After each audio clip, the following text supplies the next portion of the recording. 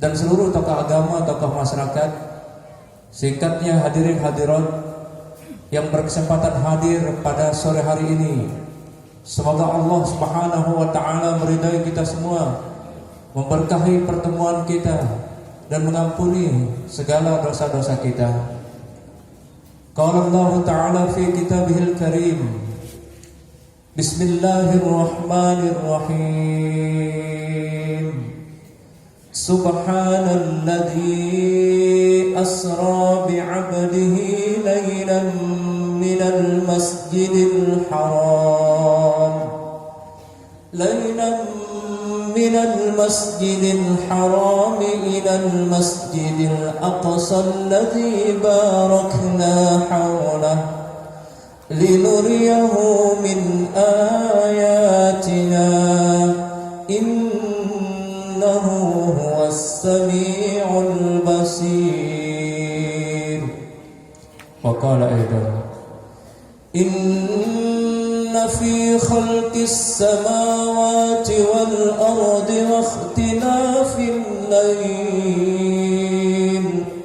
واختلاف الليل والنهار لآيات لأولي الألباب.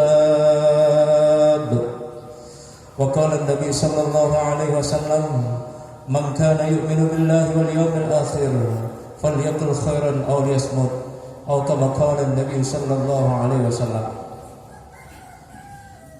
Pada saat ini kita telah hadir dalam satu bulan yang sangat dimuliakan oleh Allah Subhanahu wa taala, yang kita kenal dengan bulan Rajab.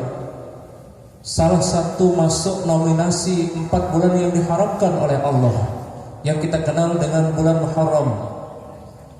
Inna iddatas syuhuri 'indallahi 12 syahran fi kitabillah yauma khalaqas samawati wal ardh minha arba'atun hurum. Di sisi Allah Subhanahu wa taala ada 12 bulan, dari Muharram sampai Zulhijjah. Kata para ulama itu ada 4 yang nominasi yang disebut oleh Allah. Di sisi Allah ada 12 bulan ketika Dia menciptakan langit dan bumi, dan ada 4 bulan yang diharamkan oleh Allah, yang dikenal dengan Zulqa'dah, Zulhijjah, Muharram, dan Rajab.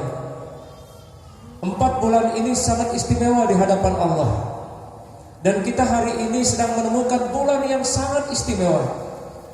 Oleh para ulama menyebutnya Rajab itu adalah Syahrullah, bulannya Allah. Oleh Syekh Abdul Qadir Jailani dalam kitabnya Al-Gunyah, pengarang kitab Fathur Rabbani dan Sirul Asrar, beliau katakan di dalam bulan Rajab itu ada 3 keistimewaan yang diberikan oleh Allah kepada orang-orang yang beriman. Ketika orang-orang beriman itu memuliakan yang namanya bulan Rajab, maka 3 hadiah besar dari Allah yang ditumpahkan kepada kita. Pertama, kata Syekh Abdul Qadir Jailani, apa hadiah yang diberikan pelungguh ketika hadir di bulan Rajab dan memuliakannya? Yang pertama, Allah tumpahkan segala rahmatnya. Apa itu rahmat? Kasih sayang Allah. Lalu bagaimana kita mendapatkan rahmat Allah itu?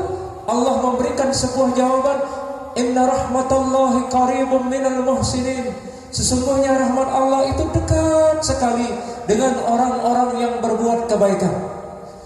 Jadi artinya apa Bapak Ibu? Muntamile mau rahmat Allah, yang disayang Allah, dicinta Allah, menjadi kekasih Allah. Jangan pernah melewatkan kebaikan-kebaikan dalam episode setiap kehidupan kita, karena kita tidak tahu kebaikan-kebaikan yang mana yang diridai oleh Allah dalam perjalanan hidup kita meniti jalan kebaikan.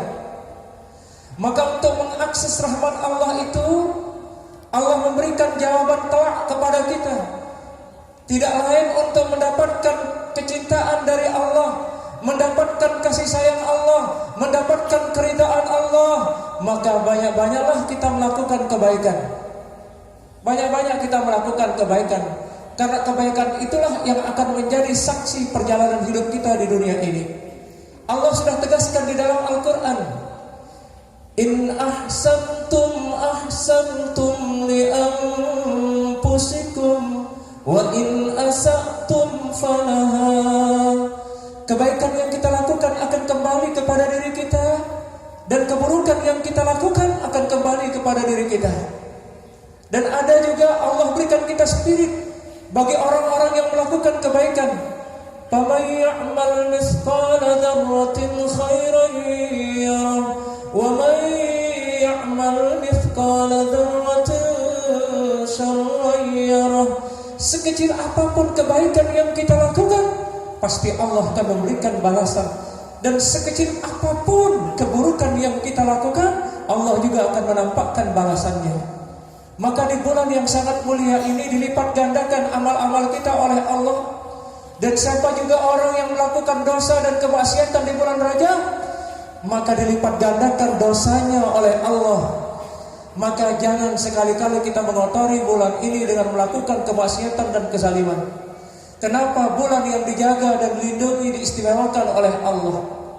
Dalam satu riwayat, apabila kita berpuasa satu hari di bulan Rajab itu, maka sama halnya kita berpuasa 3 tahun berturut-turut. Ada riwayat lain mengatakan, apabila kita berpuasa 3 hari berturut-turut di bulan Rajab, maka sama halnya pelungguh berpuasa 40 tahun. Pertanyaan sederhananya, kira-kira mampukah pelungguh puasa berturut-turut selama 40 tahun?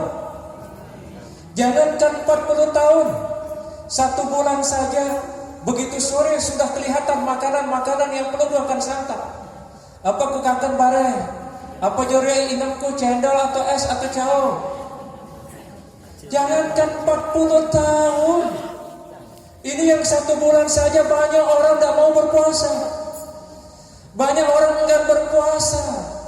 Baru sudah zuhur, sudah Lombok Tengah ini kacau balau, sudah nuntut.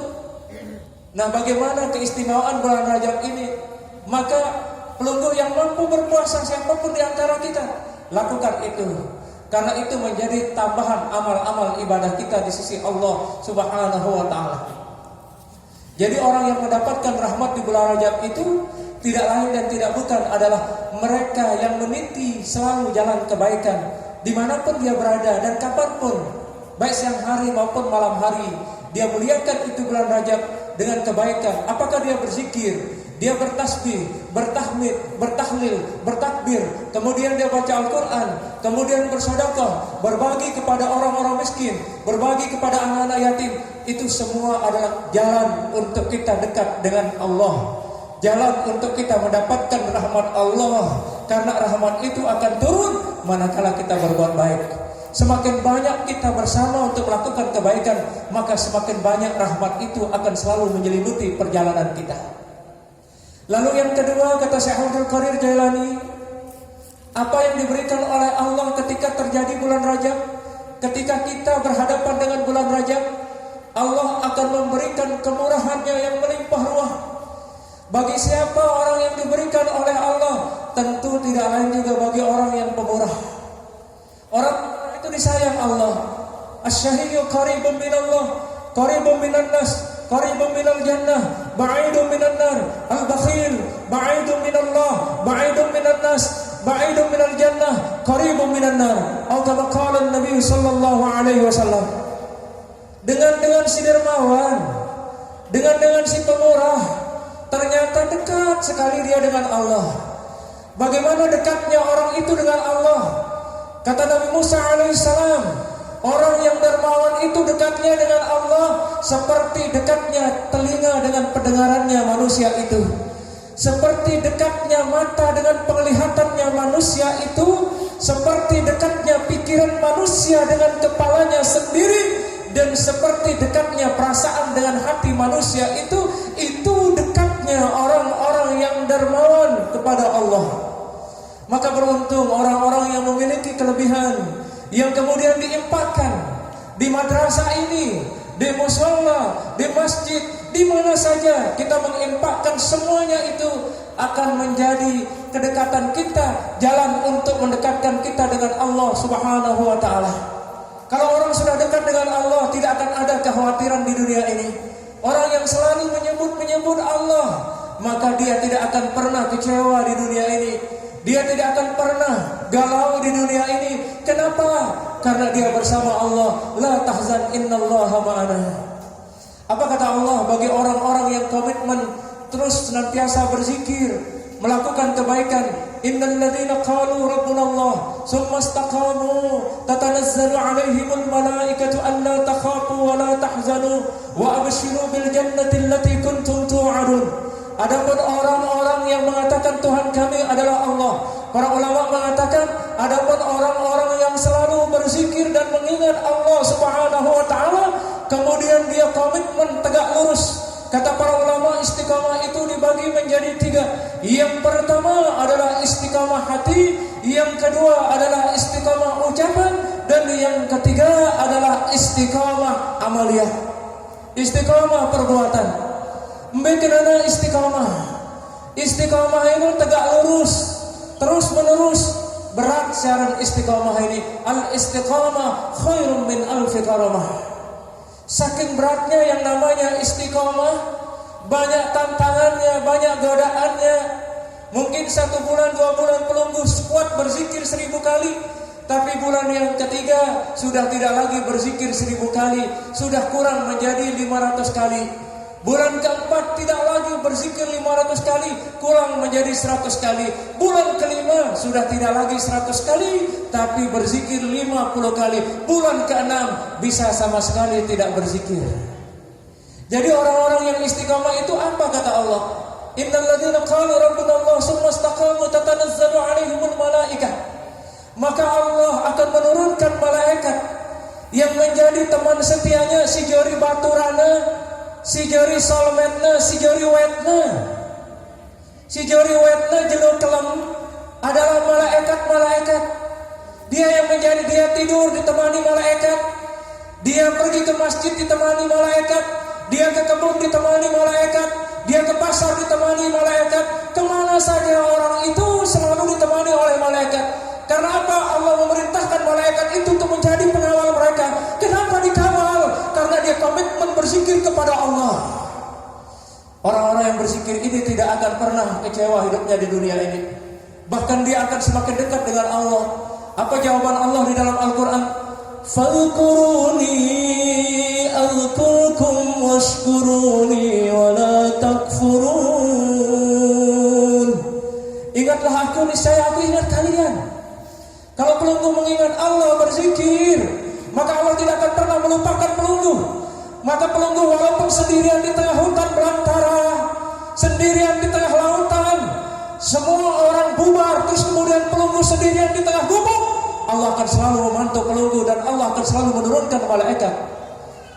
Jadi tidak pernah pelunggu bersedih, tidak pernah pelunggu galau. Kenapa? Karena Allah menurunkan malaikat menjadi teman setia pelunggu. Istiqamah hati itu berat. Bagaimana komitmen hati kita? Bagaimana komitmen hati kita untuk terus menjaga hati ini supaya terus bersinar, terus bersih? Tapi sulit Bapak Ibu. Kenapa kata Imam Abu Hamid Hujjatul Islam, pengarang Ihya Ulumuddin Muhammad bin Muhammad Al-Ghazali, tidaklah dikatakan hati itu kalau tidak berbolak-balik. Di niara nanti mau bolak-balik. Kelima rere ida tenang ida. Bareh sore kita ada kemrasda kori sekolah. Wah mulai bingung ida. Atenda anda kena. Cuma kelima apa ku pongka, apa ku dait, apa ku kaken. Jadi hati ini kalau tidak dibasuh, tidak digosok, tidak dibersihkan, tidak dikilatkan dengan zikir, maka hati ini akan merana. Maka hati ini akan merana Bapak Ibu. Kalau hati merana susah kita tidur. Kalau kepala sakit masih ada bodrek, ada panadol. Kaki sakit masih ada tensoplas. Gigi sakit masih bisa dicabut, masih bisa dikasih puyer. Tetapi kalau hati sakit, pelunggu mau pakai sekarung puyer tidak mampu. Dan bukan itu obatnya. Ala bidzikrillah tatmainnul qulub. Hanya dengan berzikir hati akan menjadi tenang. Dan salah satu untuk membuat hati pelunggu menjadi tenang, hadir di dalam majelis taklim. Saya yakin orang-orang yang hadir di tempat ini bukan orang-orang yang galau. Betul? Betul? Galau tidak? Kenapa saya katakan bukan orang galau? Nabi mengatakan apabila umatku hadir dalam satu majelis, maka Allah akan menanamkan sakinah di dalam hatinya. Apa itu sakinah? Ketenangan. Allah akan menurunkan rahmatnya, Allah akan menurunkan barakahnya, kemudian Allah akan menurunkan malaikatnya, dan seluruh ikan-ikan di lautan mendoakan orang-orang yang hadir dalam satu majelis. Bukan hanya ikan, tetapi semut-semut yang ada di dalam lubangnya mendoakan pelunggu. Maka artinya pelunggu mendapatkan sekian banyak kebaikan-kebaikan dari Allah. Dan malaikat itu tidak henti-hentinya memohonkan ampun buat pelunggu yang hadir dalam satu majelis. Makanya pastikan hari ini jangan ada hatinya yang galau. Kalau masih ada hari ini hatinya galau sedang menuntut ilmu, berarti tadi dari rumah sedang bermasalah. Betul? Betul. Di sini di tempat majelis taklim itu obat yang sangat dahsyat.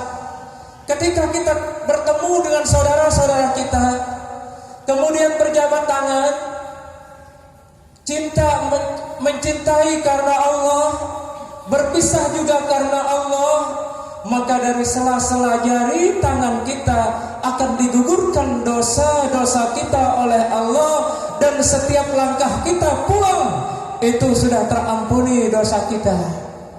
Maka berbahagialah. Dan tanamkan istiqomah dalam menuntut ilmu, tanamkan istiqomah dalam berzikir, tanamkan istiqomah dalam melakukan kebaikan. Insya Allah istiqomah itu adalah jalan untuk menggapai ridha Allah Subhanahu wa ta'ala. Tidak saja Allah menurunkan malaikat kepada orang-orang yang istiqomah, tetapi para malaikat itu mengatakan jangan bersedih, jangan gundah gulana, surga yang telah dijanjikan oleh Allah. Wa abshiru bil jannati allati kuntum tu'adun. Bayangkan sebegitu spesialnya dengan si istiqomah. Pelunggu misalnya setiap sore pergi ngaji. Ada yang pergi ngajinya ke Ruga, pergi ngaji ke Repo, pergi ngaji ke Ambung, pergi ngaji ke mana-mana, terus istiqomah. Maka ingatlah Bapak Ibu, di situ ada malaikat yang selalu membisikkan di telinga ibu-ibu, telinga bapak-bapak, jangan bersedih, surga telah menunggu kalian. Subhanallah. Lagu berat istiqamah. Mulai jam 3 biasa diuras. Lagu karena musim hujan angin, jadi bareh dulu kuras. Rombo dah simbut dah, arah-arah didok ketut dah, si dinginan dah. Jadi telang salat tahajud si biasa lakuang dah. Telang bacaan Al-Quran si biasa jam 3 udah baca surat Tabarok, tapi karena dingin maka telang. Apa kata Rasulullah? Saya lakukan kebaikan di saat dinginnya malam. Tidak ada manusia, artinya jarang manusia yang bangun di saat musim dingin. Maka Allah akan melipat gandakan amalnya, Allah akan melipat gandakan pahalanya ketika dia mampu bergerak dan melangkah di saat orang sulit untuk melangkah pada musim dingin. Jelas? Nah, kemudian yang kedua istiqomah lisan. Lisan kita jangan pelan-pelan. Tadi berkata A, sebentar lagi nanti berkata B. Udah berkata B, udah berkata C. Jadi harus istiqomah lisan. Komitmen lisan kita untuk terus berzikir kepada Allah. Kemudian komitmen istiqomah juga pekerjaan kita, sehingga insya Allah walaupun kecil pekerjaan kita, tapi kalau ditekuni, nanti akan menjadi bos, bekas orang susah. Bu, mau jadi bos? Mau jadi bos? Orang tidak akan bisa jadi bos kalau tidak istiqomah. Orang tidak akan bisa menjadi penghafal Al-Quran kalau dia tidak istiqomah membaca Al-Quran murojaah. Maaf, yang paling berat istiqomah itu pada membaca Al-Quran Bapak Ibu. Itu tanda istiqomah. Kalau pelungguh mau melihat orang istiqomah, lihat orang-orang yang kesehariannya mentadaburi Al-Quran. Kita dengan si bilang jenuh murojaah Al-Quran. Kalau dia tidak murojaah, maka dia tidak akan bisa hafal 30 juz. Dia nggak bisa hafal 15 juz kalau dia tidak istiqomah untuk membuka lembaran-lembaran Al-Quran. Maka jangan harap 30 juz bisa ada di hati mereka. Jangan harap 30 juz itu bisa di dalam pikiran mereka. Kenapa? Karena tidak didukung dengan istiqomah.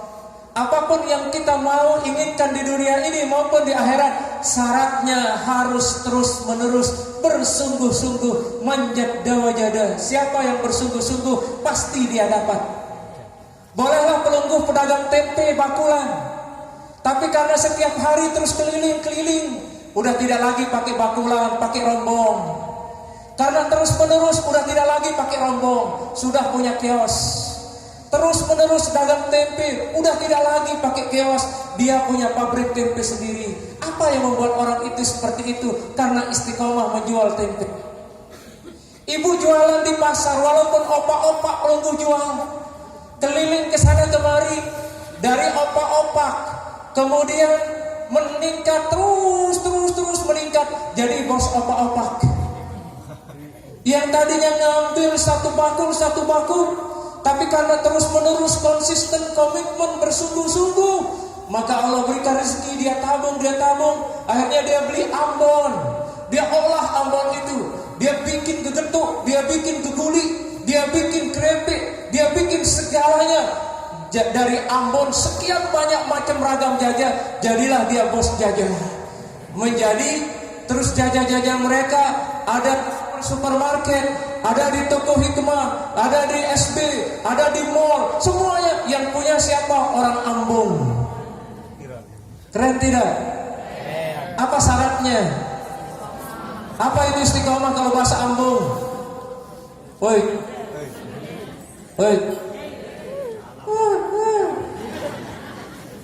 Apa itu istiqomah, Bu? Ya Allah, sida pedem kini sampai angin dah beli aku pedem. Sida pedem. Oh, terus mendengar aja apa engkau bro? Ketinggalan loh mak itu. Tinggalan apa-apa. Oke, kita lanjut ke surat Al-Isra. Surat Al-Isra kita kupas hari ini Bapak Ibu. Tadi pengantar 3 yang diberikan oleh Allah. Yang kedua tadi adalah kemurahan Allah. Yang ketiga adalah birullah. Allah akan memberikan kebaikan-kebaikan yang banyak. Apa kata Allah Subhanahu wa taala dalam Al-Qur'an? Yu'til hikmata may yasha wa may yu'tal hikmata faqad utiya khairan katsira wa ma yadhakkaru illa ulul albab. Allah memberikan hikmah kepada siapa saja yang Allah kehendaki. Barang siapa yang diberikan oleh Allah hikmah, maka Allah akan memberikan kebaikan-kebaikan yang banyak. Jadi artinya di bulan Rajab ini banyak kebaikan-kebaikan diberikan oleh Allah. Kenapa Bapak Ibu? Persiapan untuk menghadapi bulan Ramadan. Tidak heran kalau para ulama menyebut Rajab ini adalah bulan menanam. Pelungguh tanam terus kebaikan. Pilih bibit-bibit kebaikan yang bagus. Pilih bibit-bibit unggul. Kalau bahasa Jawanya bibit, bebek, bobot. Tambah lagi pakai bahasa Sasak ngelebot. Apa Bu? Apa Pak? Bibit, bebek, bobot, ngelebot. Bukan kelobot. Kalau kelobot itu rokok ya. Rokok. Jadi Rajab ini bulan pelungguh menanam kebaikan. Nanti ada musim siram. Musim siram itu kata para ulama itu adalah bulan Sa'ban. Panennya adalah nanti di bulan Ramadan. Nah ini kemuliaan yang diberikan oleh Allah. Allah menumpahkan kebaikan-kebaikan yang banyak sekali. Maka bulan Rajab ini jangan disia-siakan. Terutama ini anak-anak pondok. Tingkatkan aktivitas belajarnya, murojaahnya. Insya Allah dengan keberkahan bulan Rajab, Allah akan berikan ilmu yang barokah. Allah berikan pemahaman yang cepat. Mudah-mudahan kalian menjadi ulama-ulama di zaman modern ini, menjadi anak-anak yang soleh, menjadi anak-anak yang solehah, yang kelak akan menjadi panutan bagi seluruh masyarakat, khususnya di Ambung ini dan umumnya masyarakat Indonesia tercinta. Tidak menutup kemungkinan, walaupun nama kita Ambung ini mara bahasa Kelayino ai si ngumpul. Pada dari jamaah ada berjawab.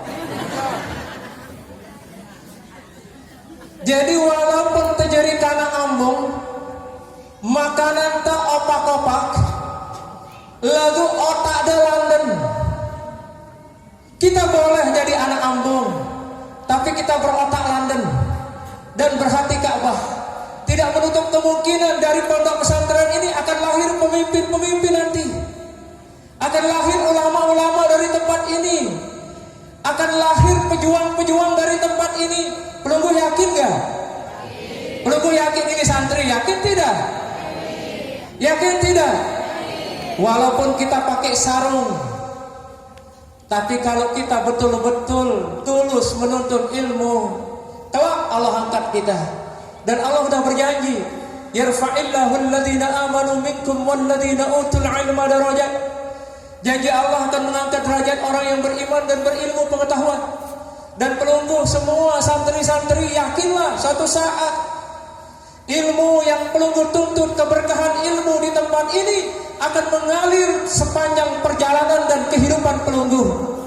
Barangkali hari ini pelunggu tidak rasakan, hari ini pelunggu belum merasakan bagaimana keberkatan itu, tapi begitu pelunggu keluar dari tempat ini nanti, ingat akan ada menjadi penghafal Al-Quran 30 juz.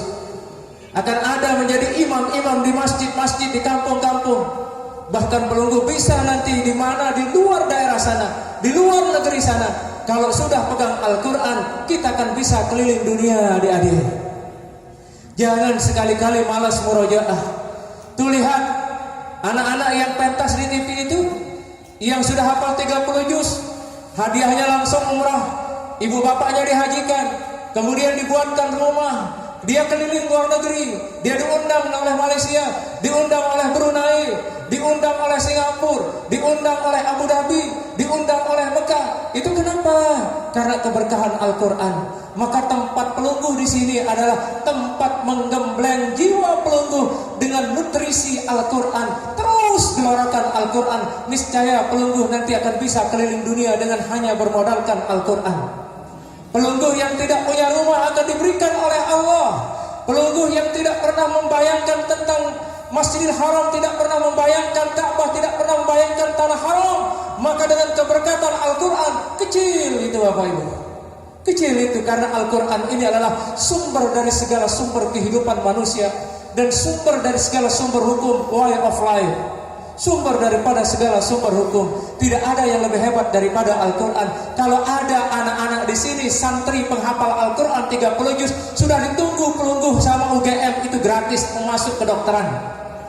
Polisi yang mau jadi tentara, yang mau jadi polisi, yang mau menjadi akabri, yang mau menjadi dokter, mau jadi apa saja, sekarang ini syaratnya kalau ada santri-santri yang hafal sudah 15 juz langsung dapat beasiswa tanpa tes. Apalagi 30 juz, pelunggu tidak usah bingung-bingung mencari uang ratusan juta untuk bisa masuk kedokteran. Pelunggu diberikan beasiswa, pelunggu digaji, pelunggu dibiayai. Kenapa? Pelunggu telah memegang Al-Quran. Mau jadi dokter, bayarannya gede. Tapi kalau pelunggu hafal Al-Quran, dimanapun seluruh perguruan tinggi di Indonesia, itu sudah diumumkan oleh Menteri Pendidikan. Di mana saja bagi anak yang menghafal Al-Quran mau masuk UGM gampang. Universitas yang ternama di seluruh negeri Indonesia ini silahkan dengan mudahnya. Dia tidak tes seperti kebanyakan orang. Kenapa? Al-Quran itulah yang sudah menjawab seluruh persoalan yang ada di kampus itu. Maka kalau orang memegang Al-Quran, dia akan bisa menjelajahi dunia ini. Kenapa? Di dalam Al-Quran Allah sudah katakan, ya ma'syaral jinni wal insi in istata'tum an tanfudhu min aqtaris samawati wal ard fanfudhu la tanfudhuna illa bisultan. Hai bangsa jin dan manusia, jikalau kalian sanggup untuk melintasi langit, kalian tidak akan mampu. Kata ulama mengartikan kata sultan adalah dengan ilmu pengetahuan. Maka Al-Quran itulah sumber dari seluruh ilmu pengetahuan di alam semesta ini. Mau fisika ada dalam Al-Quran, mau politik ada dalam Al-Quran, mau perbankan ada dalam Al-Quran, mau geografi ada dalam Al-Quran, matematika ada dalam Al-Quran. Semua ilmu yang ada di alam semesta ini, kumpulannya, terminalnya adalah Al-Quran. Jelas? Dari 5 menit. Subhanalladzi asra bi 'abdihi lailan minal masjidil haram ilal masjidil aqsa alladzi barakna haulahu linuriyahu min ayatina innahu huwas samiul basir. Menurut para mufassir, kalau ada ayat-ayat yang dimulaikan dengan kalimat tasbih, ayat itu memiliki makna yang sangat luas dan dalam, penuh dengan keajaiban dan kegaiban. Maka ayat ini, kata para ulama, kita diajak untuk bertasbih, untuk bisa mengenal peristiwa yang menggoncangkan alam semesta ini. Maka orang-orang beriman harus banyak-banyak bertasbih. Hebatnya surat ini, setarnya pada ayat pertama itu dimulaikan dengan tasbih, kemudian di ujung akhir daripada surat Al-Isra pada ayat 111 itu Allah tutup dengan kalimat tahmid dan takbir. Ini menunjukkan bahwa kita dididik oleh Allah untuk sesering mungkin bertasbih, untuk sesering mungkin bertahmid, dan sesering mungkin untuk bertakbir. Kenapa? Untuk menguak misteri perjalanan yang begitu dahsyat. Maka syaratnya 3 kata para ulama. Pertama, banyak bertasbih. Yang kedua, banyak mengatakan alhamdulillahirabbil alamin. Yang ketiga, banyak mengatakan Allahu Akbar. Maka akan dekat kita dengan perjalanan Isra dan Mi'raj. Ada 8 standar isi daripada satu ayat ini, dan ada 4 alam yang ditembus oleh baginda Rasulullah SAW ketika dia diisrakan, dan ada 6 dimensi waktu yang dilewati oleh baginda Rasulullah SAW. Makanya Imam Tawalli Sya'rawi di dalam kitabnya Isra dan Mi'raj, kalau andai kata ada satu pesawat yang paling cepat di alam semesta ini, kita hidup di zaman teknologi dengan segala kecanggihan teknologi. Dengan HP ini kita bisa berkomunikasi dengan orang yang di Amerika, kita bisa saling melihat dengan orang yang ada di Bangladesh, kita bisa chatting dengan orang yang ada di belahan dunia timur. Karena saking mudahnya jangkauan kehidupan manusia dengan teknologi. Tetapi tidak ada satupun teknologi di zaman modern ini, pesawat apapun namanya, Apollo apapun namanya, dan ilmuwan fisika manapun, dia tidak akan mampu menembus satu saja langit pertama. Dia tidak pernah. Orang Amerika dulu menurunkan seorang yang bernama Neil Armstrong pada tahun 1973. Karena dia terobsesi, dia terangsang dengan perjalanan Isra dan Mi'raj. Maka dia kumpulkan orang-orang hebat di Amerika. Siapa orang yang mampu ke angkasa, maka ditunjuklah Neil Armstrong dengan menggunakan Apollo. Tetapi baru sampai angkasa, Bapak Ibu, belum mampu menembus langit. Lalu kemudian orang Amerika tidak puas-puas. Bahkan orang Amerika di tahun 2020 kemarin telah merilis dia akan mau membuat terminal di langit. Dia ingin membuat terminal di langit. Karena apa? Supaya dia tidak kena dengan kiamat dan tidak kena dengan gempa. Dengan Amerika. Dia sudah punya program dari tahun 2020. Orang Amerika kepingin membuat terminal di langit. Alasannya apa? Ketika nanti bumi ini gempa, ketika bumi ini hancur, kita juga tidak hancur. Orang Amerika, you buka Quran, idza sama'un fatarat wa idzal kawakibun tasarat. Apabila langit dipecah oleh Allah, maka bintang-bintang akan berserakan. You mau buat terminal di langit pertama, langit kedua, langit ketiga, langit keempat, sampai langit ketujuh, tetap akan dihancurkan juga langit ini oleh Allah. Tidak ada yang kekal di dunia ini, Bapak Ibu. Aynama takunu yudrikumul maut walau kuntum fi burujin musayyadah. Di mana saja kalian berada, hatta di dalam baja, di dalam benteng yang kokoh, di dalam batu, di dalam hotel, di atas langit, di bawah langit, di dalam tanah, di dalam laut, mun datang ajal ciut ngeuna malaikat woi mati mau buat terminal. Yunita Seliam dikirim seorang wanita berketurunan India tahun 2011 dikirim, mentok tidak bisa ke langit Bapak Ibu. Hanya yang bisa perjalanan ini luar biasa. 4 perjalanan, 4 alam yang ditembus, alam nasut, alam malakut, kemudian alam jabarut dan alam lahut. Kemudian 6 dimensi waktu beliau di bumi Nabi Muhammad SAW, kemudian waktu beliau di langit, waktu beliau di Sidratul Muntaha, waktu beliau di Rafrafil Ahdar, kemudian waktu beliau di Arsy, dan waktu beliau di Mustawa. 6 dimensi waktu, dan tidak ada pesawat yang paling hebat di dunia ini. Teknologi orang Amerika kandas, teknologi orang Jepang KO, teknologi orang Jerman mampus. Semua teknologi tidak mampu meradar perjalanan Nabi Muhammad. Makanya ayat ini dimulaikan dengan kalimat tasbih supaya kita yakin dididik oleh Allah, karena yang menskenario perjalanan ini adalah bukan kemauan Nabi Muhammad, tetapi adalah itu atas kehendak Allah Subhanahu wa taala. Tidak heran kalau Abu Jahal itu mengatakan, saya tidak percaya Muhammad. Masa sih kamu bisa sampai ke Palestina dalam waktu singkat, tengah malam, paginya sudah balik, sementara perjalanannya jauh? Tidak puas Abu Jahal kemudian mencerca Nabi Muhammad SAW, lalu dikumpulkan orang-orang oleh Abu Jahal. Wahai masyarakat, ngombe pendapat deh, katanya tadi malam ini Muhammad bin Abdullah dia pernah ke Palestina, sudah ada di sini. Lalu diuji dengan beberapa pertanyaan. Ada orang Palestina, ya Muhammad, kalau memang betul kau ke Palestina, bagaimana bentuk kubahnya di Palestina? Bagaimana bentuk tiangnya? Bagaimana bentuk temboknya? Bagaimana bentuk catnya? Maka pada saat itu terdiam Nabi Muhammad SAW. Lalu pada saat itu Allah memberikan slide tentang Masjid Aqsa. Langsung jununa tetoloang Masjid Aqsa si Allah Ta'ala. Nirwan tiangna, nirwan dalam, nirwan tembokna, nirwan kubahna. Akhirnya Rasulullah SAW terus bercerita tentang Masjid Aqsa. Apa kata orang Palestina? Benar Abu Jahal, tidak salah Muhammad, ini apa yang diceritakan benar. Semua pilar-pilarnya itu benar, kubahnya warnanya seperti ini benar semuanya. Lalu ada orang bertanya lagi, ya Muhammad, apakah kamu melihat ada orang di tengah jalan seperti apa? Maka Nabi Muhammad menjawab, saya melihat orang yang hilang untanya, kemudian dikejar, dikepung oleh sekelompok orang itu. Apa orang yang bertanya, saya yang punya unta yang hilang itu ya Muhammad. Berarti Abu Jahal benar perjalanannya, sampai ontangku si lepas tahunnya.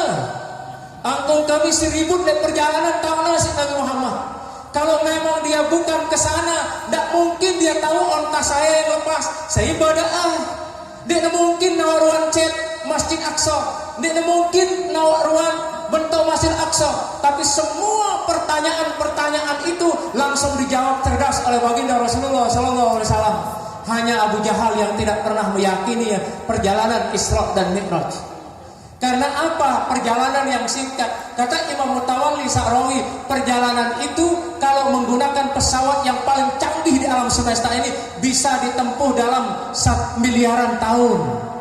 Kira-kira manusia umurnya miliaran tahun? Makanya saking dahsyatnya Isra dan Mi'raj ini Bapak Ibu, dalamnya luar biasa. Banyak orang yang dulu terkikis keimanannya karena tidak sanggup mendengar cerita Isra Mi'raj. Tapi bagi orang yang beriman, hatta bumi ini dilipat, bumi ini kayak keciput, yakin pelunggu? Bersatunya Mekah dengan Lombok, bisa nggak? Jepang lagi ke Lombok, berdekat-dekatan. Bagi Allah mudah untuk mendekatkan bumi-bumi ini, melipat bumi ini kayak bola, melipat bumi ini kayak jajan, sangat mudah bagi Allah. Innama amruhu idza arada syai'an ayyakula lahu kun. Masya Allah. Itu Bapak Ibu. Baik, barangkali Bapak Ibu tidak bisa saya lanjutkan karena sudah 5:30. Bu, lanjut apa berhenti? disuruh ini juga melene sampai malam. Barat itu berdaya kayak anu, lepau tambut. Kurus kek doang ada penasaran. Lailam subhanalladzi asra bi abdi. Siapa Abdul? Kata ulama tafsir ayat Muhammadin sallallahu alaihi wasallam. Tidak disebut langsung Nabi Muhammad. Kenapa? Karena ketundukan kepatuhannya baru dikatakan hamba. Jadi hamba itu dalam, bukan sekedar kita mengakui. Hamba itu kata para ulama tasawuf, orang yang betul-betul menjalankan perintah Allah siang dan malam. Makanya Nabi Muhammad orang yang terpilih menjadi hamba. Namanya di sini disebut oleh Allah bi'abdihi. Seorang hamba yang mencurahkan segala kehidupannya untuk Allah. Munita jende sembahyang 5 waktu doang, luwean itu telat. Betul tidak? Apalagi waktu asar, yang pada bersumpah Allah Ta'ala wal asri demi waktu asar. Itu kata para ulama, ada yang menafsirkan demi waktu asar kumbena. Kata Profesor Hamka di dalam tafsir Al-Azhar, kenapa Allah bersumpah dengan waktu asar? Karena manusia luwean lale di waktu asar. Betul? Apalagi berukna tiup kampung dah. Ampun dah lalu anang bangket. Lalang semendak dah keledarin kangkong deh si bro. Terus timun si bro bebuang lalang semendak. Wah hasar, bareh jeluk kung kita buat timunku, bareh jeluk kung kita kangkongku, bareh jeluk kung kita empakku. Akhirnya apa? Assalatu wassalamu alaik. Astagfirullah sembahyang asar. Kalah si timun, kalah si kangkong. Ya Allah, na'udzubillah min dzalik. Makanya di dalam ayat ini disebut masjid oleh Allah, Masjidil Haram dengan Masjidil Aqsa. Kenapa? Supaya umat Islam sering-sering ke masjid. Karena kalau ke masjid damai hidup kita Bapak Ibu. Darat dengan besua di masjid, darat dengan senior di masjid. Mbembeleng anda debek lembi kunang tamawa di masjid, debek lembi hijau tamawa di masjid, debek lembi belang tamawa di masjid, debek jilbab bedang tamawa, debek kereng putih tamawa, nengumbi-umbi ruang kelambi dan tamawa nang masjid aman. Makanya salah satu hikmah Isra Mi'raj ini adalah mempersatukan umat Islam dari seluruh belahan bumi. Kenapa? Karena ditampilkan oleh Allah Masjidil Haram. Di Masjidil Haram itu semua manusia ada. Dengan Afrika kita ada, dengan India si mancang wara, dengan Arab si mora blek pilar ini. Terus bare dengan si jereng, dengan si melong, dengan si sipit, dengan si peci, dengan si blek, selapuna bahasa yang berbeda-beda. Dia keselin tahu lagu sekik nyatu angita tengah dua si syarat selalu paham. Semua bersatu di situ. Mazhab Imam Maliki di situ ada, mazhab Imam Syafi'i di situ ada, mazhab Imam Hanafi di situ ada, mazhab Imam Hambali di situ ada. Makanya Masjidil Haram ditampilkan oleh Allah lewat perjalanan Nabi Muhammad supaya umat Islam semuanya di bawah kolong langit ini bersatu. Woi. Kalau kita masuk ke masjid, tarahum ruk'an sujjadan yabtaguna fadlan minallahi wa ridwana simahum fi wujuhihim min atharis sujud. Tebarang-barang ruku, tebarang-barang sujud mengharap ridha Allah, dan nanti akan nampak bekas sujud pelungguh. Ndek salah dengan nafsiran bekas sujud. Artian apa? Dor-dorna geburana si nyambut jebet. Getakina geburana. Itu bukan min asaris sujud, min asarin nyambut jebet. Jadi yang dimaksud min asaris sujud kata para ulama, nanti di padang mahsyar itu bekas pelunggu yang sujud itu akan berkilauan, bercahaya, bersinar. Tapi memang ada orang yang sujud hitam, itu beneran. Tapi ada orang baru sujud sebulan, ikut satu kelompok, la ilaha illallah badan nama tombong sigon. Setelah diteliti, kenapa? Ada yang bilang dengan sujud dordor, kan tersiksa diri tah. Agak ngumpe aja ampun bedan sekenita dan parang itu hebat, agak parang sujud. Oh, celah ke-12 sampah amal teh Bapak Ibu. Memang ada orang yang betul-betul para ulama banyak yang hitam jidatnya. Karena memang betul-betul beliau-beliau itu malam-malam mereka sujud lama, sujud mereka. Tapi ada orang tidak pernah sujud sholat malam, tapi kalah-kalah apa? Isi baterai. Tahu isi baterai, Bu? Ya Allah. Setelah diteliti, adakan riset, apa yang buat dia hitam? Ternyata itu adalah campur tangan jambu jebet. Masya Allah, wallahu a'lam bishawab. Terima kasih atas segala perhatian. Mohon maaf atas segala kekurangan. Wa ma taufiqi illa billah. Alaihi tawakkaltu wa ilaihi unib. Wallahu waliyut taufiq.